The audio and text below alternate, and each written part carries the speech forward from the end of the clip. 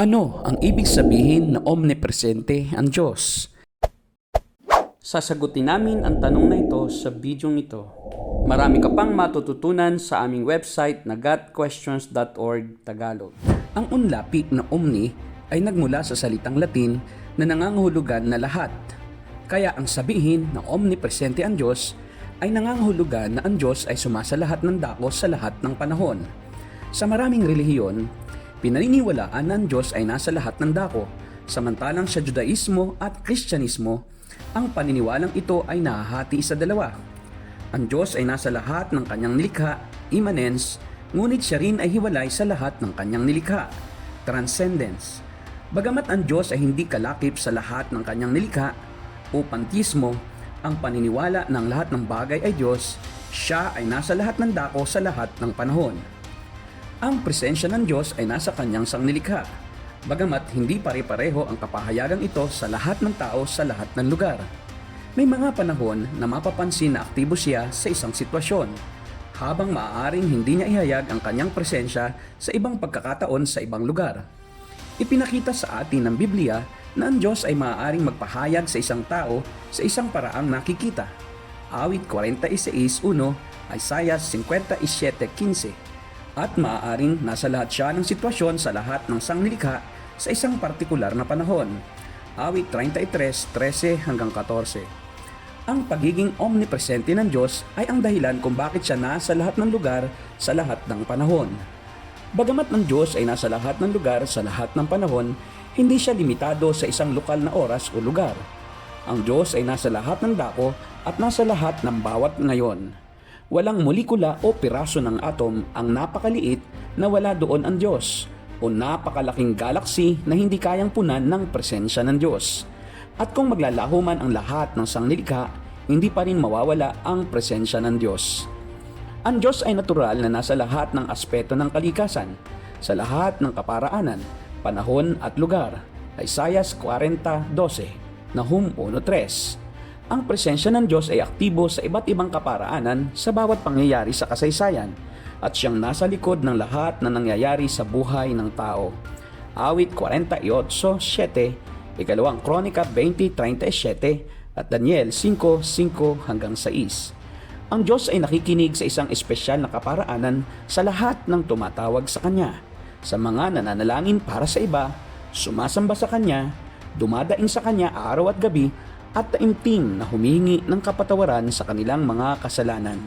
Awit 46:1. Ang pinakamataas na antas ng pagpapakita ng Diyos ng kanyang presensya ay sa persona ng kanyang anak, ang Panginoong Hesukristo. Colosas 2:19. At gayon din sa kanyang presensya sa pangkalahatang iglesia sa lahat ng panig ng mundo, kung saan maging ang pintuan ng impyerno ay hindi makapananaig. Kung paanong ang walang hanggang kaalaman ng Diyos ay hindi kayang maunawaan at tila salungat sa pangangatwiran ng tao dahil sa limitasyon at kahinaan ng kanyang pag-iisip, gayon din naman hindi kaya ng tao na ganap na maunawaan ang walang hanggang presensya ng Diyos. Ang isa sa mga mahihirap na unawain tungkol sa walang hanggang presensya ng Diyos ay ang kanyang presensya sa impyerno, ang lugar kung saan ang masama ay magdaranas ng walang hanggang puot ng Diyos dahil sa kanilang mga kasalanan. Marami ang nangangatwiran na ang impyerno ay ang lugar kung saan ang tao ay hiwalay sa Diyos. Mateo 25:41. Gayunman, ang masasama sa impyerno ay nagdaranas ng kanyang walang hanggang puot. Sinasabi sa pahayag 14:10 na ang masama ay pinarurusahan sa presensya ng kordero. Ang presensya ng Diyos sa lugar ng pagkahiwalay sa Kanya ng mga makasalanan ay isang bagay na kakilakilabot at hindi natin kayang maunawaan. Gayunman, ang pagkakasalungatang ito ay maaaring ipaliwanag ng katotohanan na ang Diyos ay nasa lahat ng dako at puno ng kanyang presensya ang lahat ng bagay. Colosas 1:17. Ngunit hindi siya naapektuhan ng anumang bagay dahil hiwalay siya sa lahat ng bagay na kanyang nilikha at iniingatan ang lahat sa pamamagitan ng kanyang makapangyarihang salita. Hebreo 1:3. Hindi rin siya nasa lahat ng dako upang magpala lamang, kundi upang magparusa din naman. Kung paanong sinasabi minsan sa Biblia na ang Diyos ay hiwalay sa kanyang mga anak dahil sa kanilang mga kasalanan, Isaiah 52:9, at siya ay malayo mula sa masasama, Kawikaan 15:29, at inuutusan ang mga kampo ng kadiliman na umalis sa kanyang harapan sa pagwawakas ng panahon para sa walang hanggang kaparusahan. Ang Diyos ay nasa kanila ring kalagitnaan. Alam niya ang parusang dinaranas ngayon ng mga kaluluwang nasa impyerno.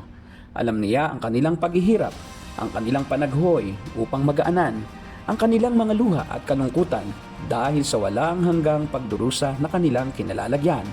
Naroroon ang Diyos sa kanilang kalagitnaan at siyang nagpapaalala sa kanila sa kanilang kasalanan na siyang naging dahilan upang hindi nila maranasan ang kanyang mga pagpapala.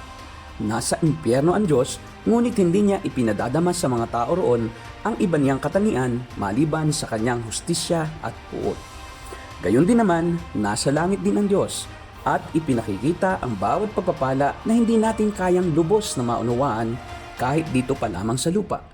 Siya ay naroroon at ipinapahayag ang kanyang mayamang pagpapala, walang hanggang pag-ibig at walang hanggang kabutihan, at ang lahat ng iba pa niyang katangian maliban sa kanyang puot.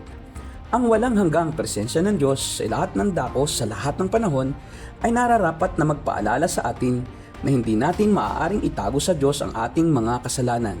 Awit 139:11-12. Ngunit maaari tayong manumbalik sa Diyos sa pamamagitan ng pagsisisi at pananampalataya kahit saan mang dako tayo naroroon. Isaiah 57:16. Yan ang aming sagot sa tanong na, ano ang ibig sabihin na omnipresente ang Diyos?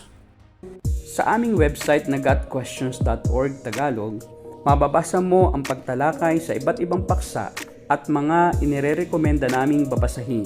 Kung nakatulong sa iyo ang video nito, click ang thumbs up at subscribe button. Kung gusto mong mapanood ang aming mga susunod na video, i-click ang bell at panoorin ang mga susunod na sagot sa iba pang mga tanong.